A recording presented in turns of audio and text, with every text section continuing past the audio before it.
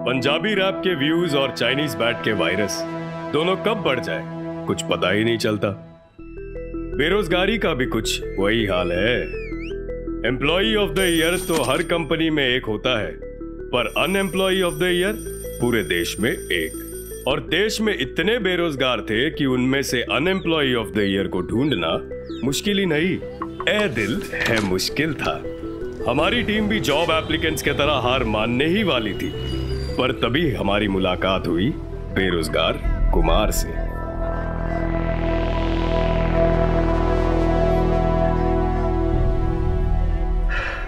किसी ने कहा है कि ढूंढने से भगवान भी मिल जाते हैं, पर शायद उसने कभी इंडिया में जॉब नहीं ढूंढा होगा। मैंने पहले इंजीनियरिंग करी और जॉब नहीं मिलने पर बाकियों की तरह मैंने फिर एमबीए कर लिया, लेकिन फिर भी मेरे रूममेट सेटन भगत तक को जॉब मिल गई। उसने मेरी लाइफ के ऊपर बुक भी लिखी है, 7 राउंड्स ऑफ माय इंटरव्यू। मैंने एग्जाम के लिए फॉर्म भरा तो डेट नहीं आया, डेट आया तो रिजल्ट नहीं आया, रिजल्ट आया तो पोस्टिंग नहीं हुई, और पोस्टिंग हुई तो किसी और की। पेपर लेते लेते पता नहीं कब रोलिंग पेपर लेने के दिन आ गए। मैंने लाइफ में इतने पेपर्स दिए कि रॉक पेपर सीजर में भी बस पेपर ही दे पा रहा था। और मैं काम ढूंढने शहर भी नहीं जा सकता था, क्योंकि शहर जाने के लिए तो जेब में कम से कम 10 रुपए का नोट होना चाहिए ना, और मेरे पास बस मेरी कोई ज्यादा डिमांड्स नहीं थी। In fact I put the free in freelancer, but फिर भी no job.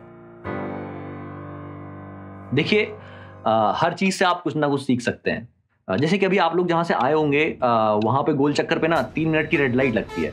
So not everybody knows this, but I used to work there.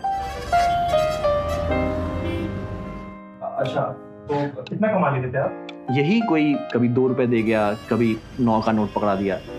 You know, beggars can't be choosers. और फिर हम मिले बेरोजगार के परिवार से। बैंक के नाम पे सिर्फ स्पर्म बैंक गया है ये, और उन्होंने भी रिजेक्ट कर दिया क्योंकि भाई साहब के जीन्स अच्छे नहीं है।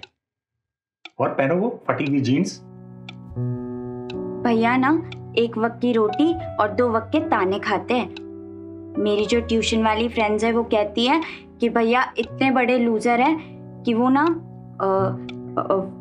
वर्जिनिटी छोड़कर सब लूज कर चुके हैं। वो कहावत है ना, आमदनी 98 खर्चा रुपया। अब आमदनी 98 तक तो हम बहुत पहले पहुंच चुके थे, लेकिन ये साला खर्चा 4850 के नीचे जाता ही नहीं है। भाई साहब, आसपास के ढाबों में चाइल्ड लेबर की इतनी अच्छी अच्छी वैकेंसियां निकली थी, इतनी अच्छी अच्छी, उनके लिए भी निकम्मा ओवरेज निकला। पिछले हफ्ते इन्हें हॉस्पिटल में एडमिट करना पड़ गया, तो फिर डॉक्टरों ने कही कि इन्हें दवा से ज्यादा अब दुआ की जरूरत है। तो मैंने बोला थैंक यू, क्योंकि दवा तो हम वैसे भी अफोर्ड नहीं कर पाते। ज्यादातर बेरोजगार हार मान के दूसरा काम धंधा ढूंढ ही लेते हैं, जैसे influencer, TikToker, news debate panelist. But Kumar used to think out of the box. He had the spark, you see. It's just simply a genius. By the way, these are my resume and my degrees. If you guys have any vacancy, I can assist to any of the campus. If you. इधर recruiters ने job देने से मना किया, उधर girlfriend ने blow job.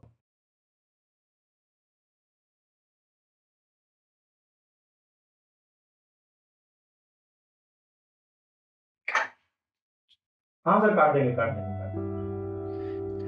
तो girlfriend भी चली गई। मैंने उसकी शादी में डीजे के लिए अप्लाई भी किया था, बट वहां भी नो जॉब। बाकी देश का तो पता नहीं, पर मैं 2010 में ही डिमोनेटाइज्ड हो गया था। पानी मिलेगा? नहीं।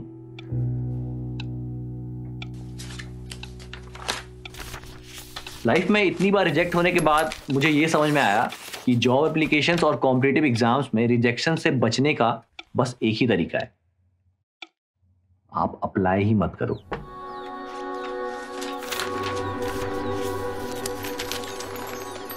देखो, अगर आप अप्लाई ही नहीं करोगे तो वो रिजेक्ट कैसे करेंगे?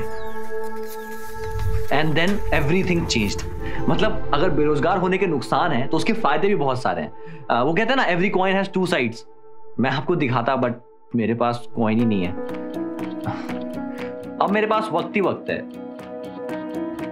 मुझे ऐसा लग रहा था कि मैं फिर से अपना बचपन जी रहा हूं। पॉकेट मनी तो मैं घर से ले ही रहा था। जॉब में रहने वाले लोग अक्सर अपनी फैमिली को टाइम नहीं दे पाते, बहुत स्ट्रेस में रहते हैं, बाल झड़ने लग जाते हैं, थोड़ा बहुत मर जाते हैं। बट मुझे ऐसी कोई दिक्कत नहीं है। My family loves me.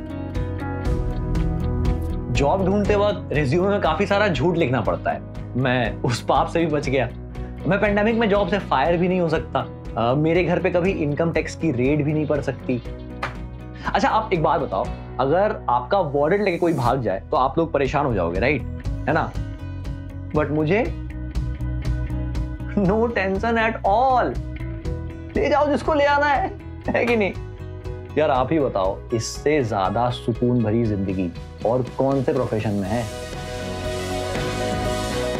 इसी अनूठे दृष्टिकोण और अटूट जज्बे ने बनाया है बेरोजगार कुमार को बाकी सभी बेरोजगारों से अलग, और इसीलिए ये है हमारे unemployed of the year. Honestly speaking, मुझे लगा ही नहीं था कि मैं अनएम्प्लॉय ऑफ द ईयर बन पाऊंगा।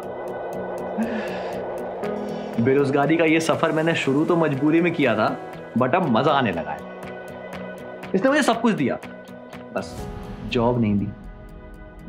कुछ चीजें हैं जो मैं रिग्रेट करूंगा, जैसे कि ऑफिस लाइफ, बॉस आपका काम चुरा के खुद कैसे क्रेडिट ले लेता है, अप्रेजल टाइम में आपका कार्ड कैसे देता है, यू नो, और 9 to 5 वाले जॉब से जब आप बहुत परेशान हो जाते हो तो पैशन फॉलो करने का सपना देखने लगते हो। ये सब कुछ चीजें हैं जो मैं मिस करूंगा, बट उसके अलावा सब मिला है मुझे। तो बस भगवान से एक ही दुआ है कि अगले जन्म मुझे एम्प्लॉय ही कीजो।